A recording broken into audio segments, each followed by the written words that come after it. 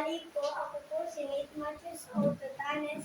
Gumagawa po ng baking soda balloon. When baking soda and vinegar are mixed together, it creates a gas called carbon dioxide. The gas begins to expand in the bottle and starts to inflate the balloon. The more gas creates, the larger the balloon will inflate.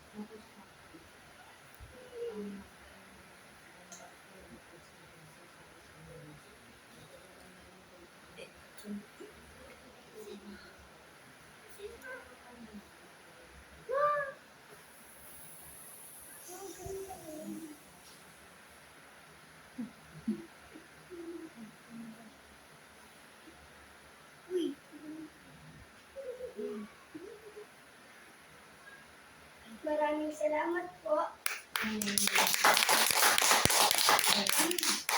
Ayun palagi.